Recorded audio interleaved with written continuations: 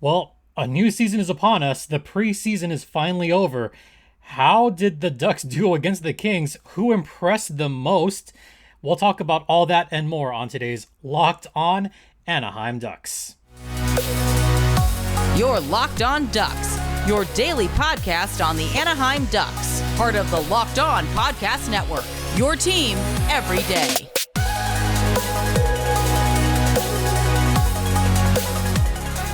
The best time of the year is finally here. This is the time that I've been waiting for. Hi, everyone. Welcome to Locked On Anaheim Ducks, part of the Locked On Podcast Network. I'm your host, Jason J.D. Hernandez, covering hockey for over a decade. Thanks for making this your first listen of the day. A reminder, this podcast is free and available across all platforms, including Stitcher, Spotify, Odyssey, YouTube, etc., etc. You can follow me at StimpyJD. The show's Twitter's at LO_Ducks. For the sake of transparency and peeling back the curtain, here's what the schedule is going to look like the next couple of days.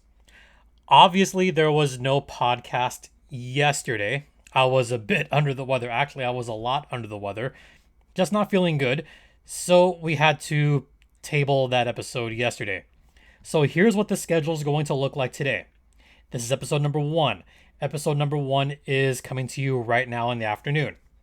I'm going to record a second episode while the first one is rendering, uploading, etc., etc. That second episode will come later tonight. And for the sake of transparency, once I return from Dodgers game tonight. Yes, I'm going to the Dodgers game tonight. Not going tomorrow because tomorrow is opening night for the Ducks. So, hey, you know what?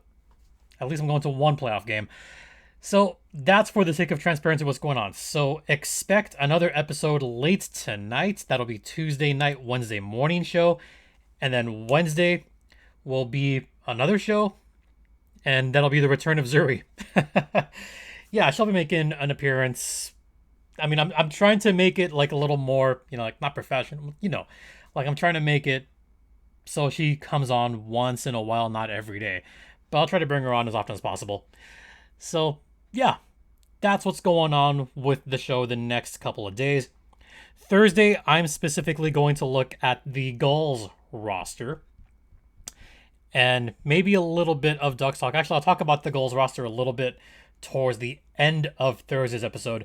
But on Wednesday, I will be talking all about opening night. And also, tomorrow night, I'll be doing a squadcast, a postcast with Erica Ayala from Locked On Kraken as we break down tomorrow's opening night. Bring it on. Bring it on, Erica. I'm just saying, I expect the Ducks to win opening night. Fully expect it.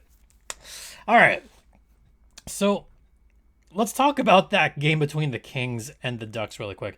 Oh, the reason I'm not talking about rosters yet, the Meet the Ducks yet, is because I want that to be an entire full episode. I want to devote a whole episode just about the rosters. But today we'll talk about Kings versus Ducks because, why not? I mean, yeah, do we have to talk about it? I feel like we kind of do have to talk about it because there were some takeaways to this game because the rosters that we saw on that weekend game are pretty much what we're going to see for the rest of the regular season, for the most part. Yes, the Kings were victorious 6-3. Yes, it was kind of a crazy game. Yes, there was some shenanigans going on. And yeah, John Gibson, we'll talk about that in a second. But let's talk about someone that I once said, and I'll admit to this, about 3 years ago, I may have said on this podcast and on Locked On Kings that there might be a certain King that at the time I thought was a little overrated. Maybe not so much anymore. I think he's finally come around, and that player is Gabe Velardi. Well, Velardi sure showed the Ducks, but I'm going to say this again. Preseason does not count, although he did score a nice goal on the Ducks early on in that game. Then it was an Artie party, and then Grundy. So right away it was 3-0. Gibby did not look good that first period, and we all found out there was a reason for that. He left the game because of an upper body injury. He should be ready to go opening night, But there is always that little bit, that teensy bit of concern whenever you say that a player leaves with an injury during a preseason game, because the Ducks have just been overcome by injuries during this preseason. Trevor Zegras, Urho Vaknainen, and now John Gibson. Yeesh. At least Z was back for this game. Thank God. And, really good that he came back on this one, because he had a nice little apple in the second period of this game. Actually, Ducks came back and tied this game in the second period. My boy, Mason McTavish, from my favorite, Troy Terry. Yeah, Troy Terry with the nice apple there. That made it 3-1. Then Max Jones, the Ducks fans' favorite player, Max Jones. He's a fan favorite. Come on, you gotta love Max Jones. He scored. He looked thrilled. And then Scary Terry, Troy Terry, on the power play from Z and Kling. So all of a sudden, it was tied at 3. Then Sean Dursey scored for the Kings, making it 4-3. There was a lot of scoring early on. It had the makings of an 8-6 or 7-5 game. It really did. Third period, it was shutdown defense for the Kings. Deneau scored. Fiala scored. Let's talk about the Ducks' goals, though. I would say that Max Jones goal was pretty nice, but let's talk about that McTavish goal. Whoo, boy. McTavish was left pretty open. And I got to give it up to Strome for having the presence of mind for coming up with that play. But I also have to give credit, just in general, for the 3 Ducks goals, a couple of them, to Derek Grant. Now, why am I bringing up Derek Grant right now? Here's why. I've said that he serves an important role for this team. Derek Grant serves a purpose. Is it a top 6 guy? No. But he is the kind of guy that will grind plays out. He will set screens, and he did this on a breakaway goal, by the way. Derek Grant did set a screen on a Kings defender in order to get the Ducks on an odd man rush that resulted in a goal. So while Derek Grant will not get credit for an assist, I will give him the benefit of the doubt and give him an indirect assist, because he was key in getting that puck loose and playing good defense at that time. And even better, to set that screen in order for the Ducks to have a one-man advantage on the rush instead of it being even, crossing the neutral zone. So I give Derek Grant a lot of credit for that. So it's little plays like that why I still say he's important as a depth guy, as a third, fourth line guy. You need players like that will make the little plays. You need guys like that could have important face-off victories in the defensive end, because we know he's good at that. You need those guys, but you need to find the place for them, and the place for Derek Grant is in the bottom 6. Now, it sounds like I'm pumping his tires a little bit, and maybe that is slightly, but this is me reminding Ducks fans that those third and fourth line guys are important, and they're going to serve an importance to this team. That's why I love guys like Max Jones. Max Jones, I feel, is another one of those super important role players for the Ducks that I think could get double-digit goals this season. Max Jones has scored 3 goals in the preseason. That's one of the players that's impressed me the most, and I'll talk about him more in the second part of this program. But you need guys like that. You need guys like Max Jones. You need guys like Regenda. And by the way, I've been pronouncing his name wrong. It's not Regenda, it's Regenda. So you need guys like that. You need guys like a Max Comtois. They're important to the team too. They're very important. So I think we got to keep an eye on the third, fourth line guys for this season. That's all I'm saying.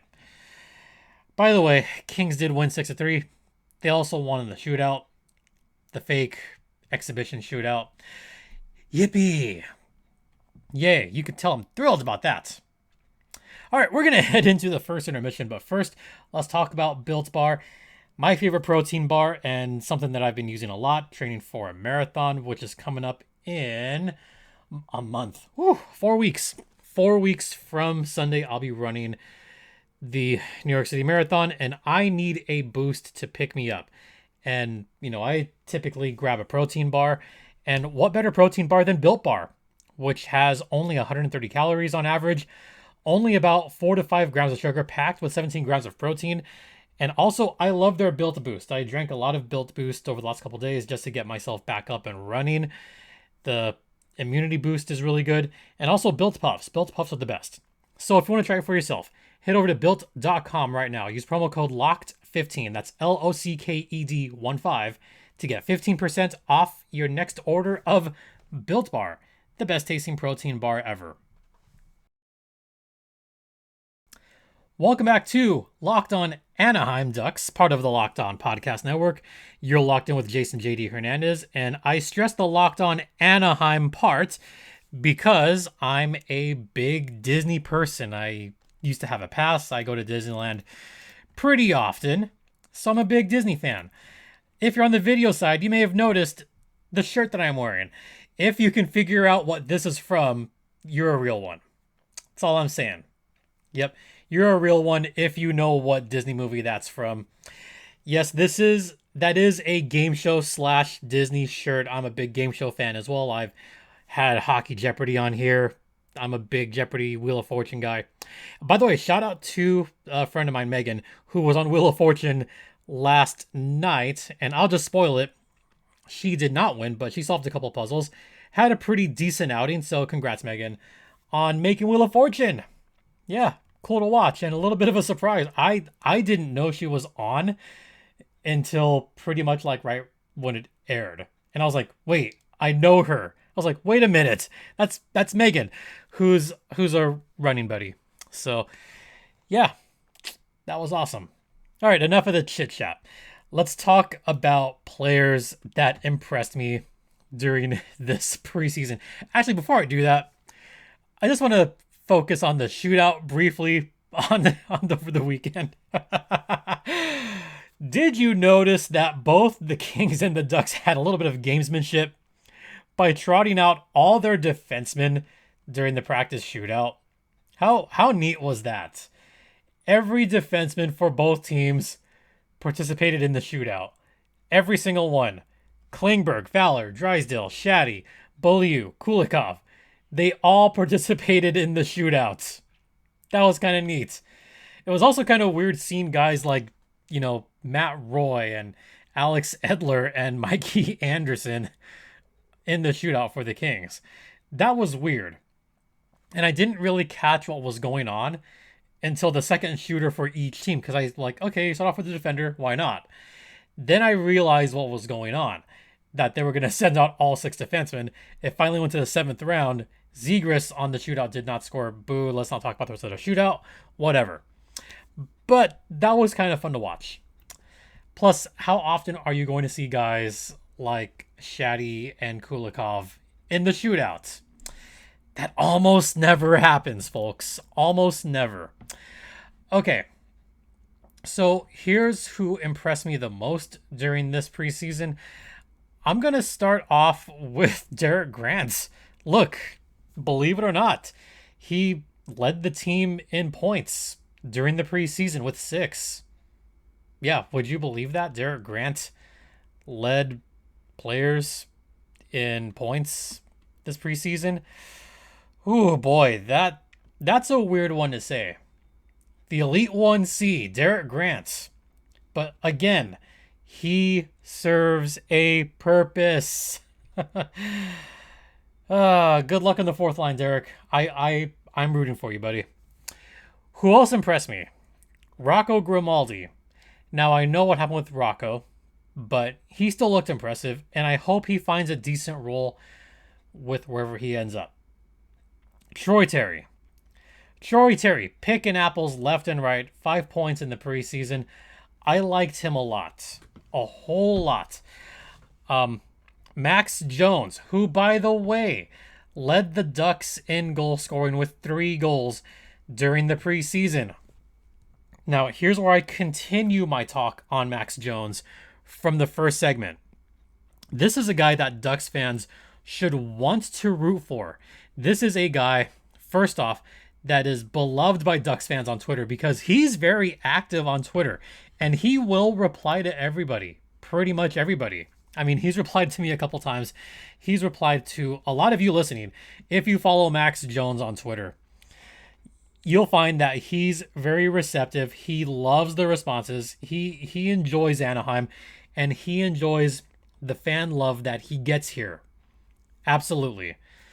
So to see to see him lead the team in goal scoring during the preseason, I think is really cool. To see the way that he's kind of came back from major injury. Max Jones has missed a lot of time, and he's been working super hard to get back in this roster during the season. I'm rooting for him. I'm rooting for him wherever he winds up, third or fourth line. Again, this is someone that serves a purpose for the team, someone that is going to bring that energy to that bottom six. And you need guys like that. You need energy guys in the bottom six. You need guys that can provide some kind of scoring spark. You need a guy that can bring that kind of scoring touch to those depth roles. And Max Jones kind of showed it during the preseason, and I think he could show it during the regular season as well. I think he'll get double-digit goals this season. So I'm not just rooting for Max Jones personally. I'm rooting for him because of the road he took to come back, and he's already showing the form that we were all hoping for. So Max Jones, another guy that I think impressed me a lot during this preseason. Also, Frank, not Sonny Milano, Frank Vatrano, one of the newest Ducks. He skated pretty well during this preseason. But there's another player that I do want to bring up that I don't think is going to get enough love, but should get more love.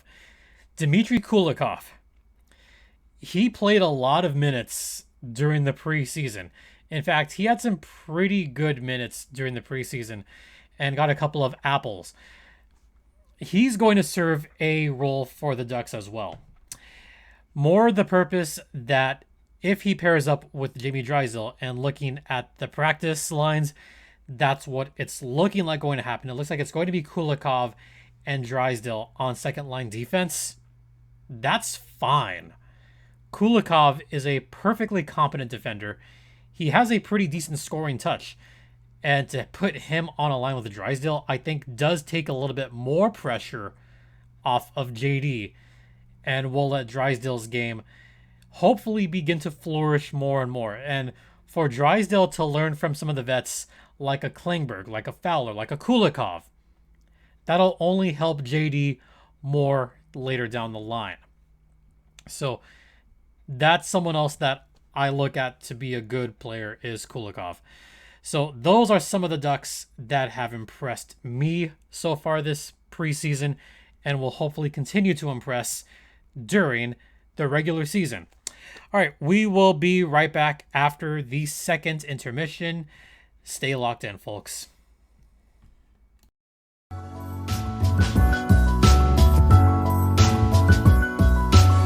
Welcome back to Locked On Anaheim Ducks, part of the Locked On Podcast Network. Once again, you're locked in with Jason JD Hernandez, and I'd be remiss if I didn't talk about this on the final segment of today's podcast, because this is pretty major hockey news in general. So just want to send out, I have to do this. Just understand I have to do this. I have to send out a trigger warning to those that might be affected by this.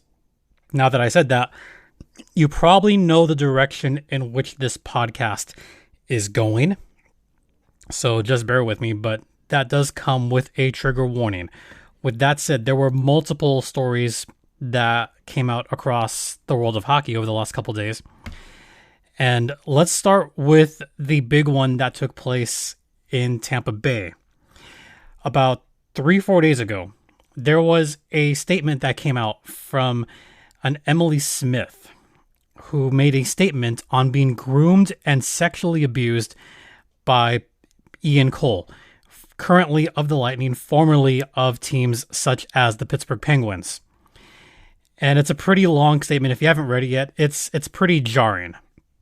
But needless to say, some of these details are just disturbing.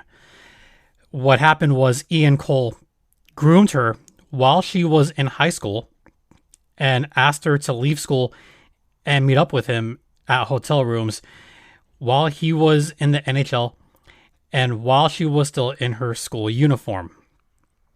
And he would make comments to her. He bragged about all the other girls he slept with, which is just terrible and manipulative. Yeah, it was pretty bad. She was also targeted by Ian because she was a teenager. And when she got to college, she found out that he slept with someone who was also a minor at her former high school. So while this girl was getting groomed, by the way, her name on Twitter, I don't think it's her real name, but she goes by Emily Smith.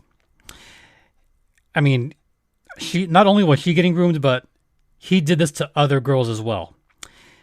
These are too jarring of comments to make up. This is pretty bad. So now she said the NHL needed to hold themselves accountable, and that's exactly what the league has done. The league suspended him indefinitely. There is going to be a hearing. He will have an in-person interview Wednesday in New York as part of the NHL's investigation into the sexual misconduct allegations against him. This according to Emily Kaplan of ESPN. Cole's going to be interviewed by Jared Maples, the NHL's chief security officer. This could have some pretty jarring consequences for Ian Cole. And it is up to the NHL to do the right thing and just cooperate, go by the investigation moving forward, and see what is found. Now, Ian Cole, for what it's worth, he maintains his innocence. He says that he, quote, looks forward to clearing my name and demonstrating to the NHL and the Lightning that these allegations are unfounded. Look, you can deny all you want, but by the way, this wasn't Cole that said this. This was through his agent. It wasn't even Ian Cole that said this. It was his agent. And this is the Lightning's statement. The Lightning is aware of the allegations against player Ian Cole and are cooperating fully with the NHL on an investigation. Our organization takes these allegations very seriously. While we continue to gather more details, we have decided to suspend Ian Cole pending the results of an investigation. No members of the organization, including players, will comment further at this time. And then Ian Cole's lawyer, attorney, whatever, he just came out with a generic statement that's like every other statement that you see from players when something like this happens. I mean, it's not even Ian Cole talking. It's his agent, but I get it. Here's a statement from the agent. I completely deny these allegations and will fully cooperate with the NHL and the Lightning, their officials and legal departments in the investigation. Okay. Yeah, so he has to say that. I guess he has to say that. But it would be better if he apologized. I would love it if players came out with statements saying that he at least was deeply regretful or showed some kind of remorse. Because this should not be happening. And I don't want to get, too emotional here, but I just want to present what's out there and what's being done. This in-person hearing is going to take place Wednesday. I would think that he's played his last NHL game. I really do. These are too serious of allegations. It's not just the grooming one person, but if it is in fact true that he groomed multiple minors, then he's looking at some jail time. He's looking at some serious charges against him, and that would mean that he's played his last game in the National Hockey League. And it's an abysmal situation and comes on the heels of other horrible investigations like this in the National Hockey League. This has no place in hockey. This has no place in sports. This has no place anywhere. There should not be unwanted sex on minors. Like, it's not right. And on the heels of that, we had another bit of news from the Bakersfield Condors. And this took place at pretty much the same time. This was the statement from the Bakersfield Condors. Quote, earlier today, we became aware that Bakersfield Condors head athletic trainer Chad Drown had been charged with very serious felony offenses related to contacting a minor to commit a sexual offense in the state of California. We are shocked and dismayed by the news, and Mr. Drown has been relieved of his duties immediately. More jarring news in the world of hockey. Whew. I've met him a couple of occasions, Chad Drown, now former head trainer for the Condors. He was immediately fired. Here's exactly what went down there. He was arrested at 4:07 p.m. Sunday afternoon on suspicion of 3 counts related to contacting a minor with intent to commit a sexual offense. 1 misdemeanor, 2 of them are felony charges, and he did, in fact, get arrested. All right. This is also a jarring story. This one is just as bad because he actually did get arrested and charged, and 2 of them are felony accounts.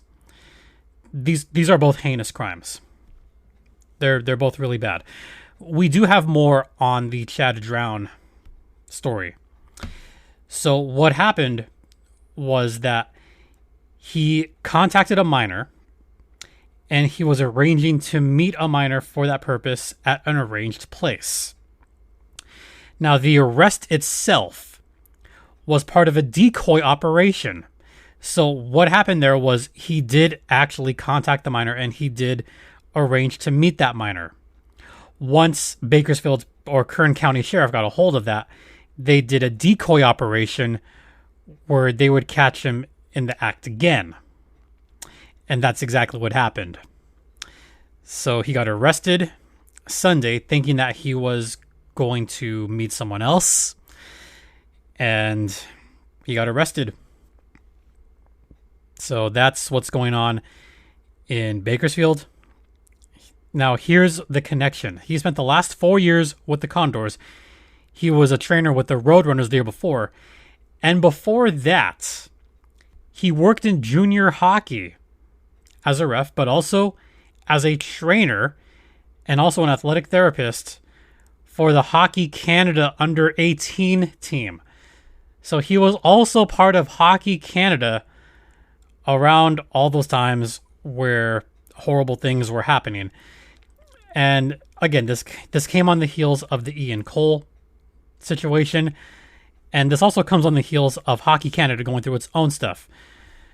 I mean, that's been a month-long scandal that took place. And by the way, thanks to Henry Greenstein of the Bakersfield News for covering the story regarding Chad Drown.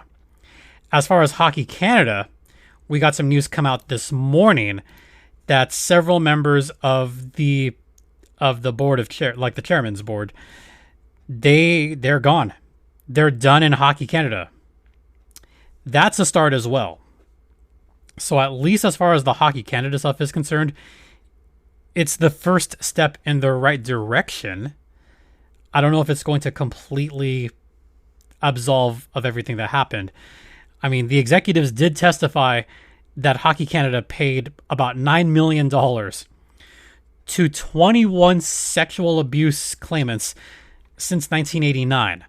So Hockey Canada had been covering this up over and over and over and over again. And for that connection to take place between Chad Drown and Hockey Canada, it just adds to it. You wonder how much of a connection there was between what happened with Chad Drown now and if that had been taking place with Hockey Canada back then too. I mean, who's to say? More of this news is going to probably come to light at some point. But just my quick 2 cents on this. There's a culture problem. And I shouldn't even say there's a culture problem, but there is definitely some issues in sports in general. Not just hockey, but in sports in general. Just because these players are in a position of power does not mean they should abuse it. It really doesn't. And it's good that more of these are coming out now. But at what price to the victims? The victims are really who I feel bad for, because they were victimized in this manner, and it's wrong. It's completely wrong. All right, that's my quick 2 cents on that, but just wanted to get that story out because it kind of feels like this was a big story over the past couple of days. It's an unfortunate story in hockey, but one that I should at least address because there are multiple stories that happened in the past 48 to 72 hours. So I just feel it is my duty to at least say what's going on and just say, I hope we see less and less and less of this. I truly hope that we don't see any more of these heinous acts in the coming years. That's really it. That's what I'm hoping for. I know it's going to take a long time, and I know hockey culture, there's still going to be some issues, but, you know, if we can have less of this from now on, all the better. And I feel for the victims. All right, that's it. I'm done. That's going to do it for today's podcast. Don't forget, you can subscribe on YouTube. This show is free and available across all platforms, including Stitcher, Spotify, Odyssey, etc., etc. You could follow me on Twitter at StimpyJD. The show's Twitter is at LO_Ducks. If you want to drop me a line, you could do so at LockedOnAnaheimDucks@gmail.com. Once again, thank you all for your continued support. It's greatly appreciated. For Locked On Anaheim Ducks, I'm Jason JD Hernandez saying have a great rest of the day. Please continue to be safe out there. Please, please be kind to one another. And Ducks, fly together.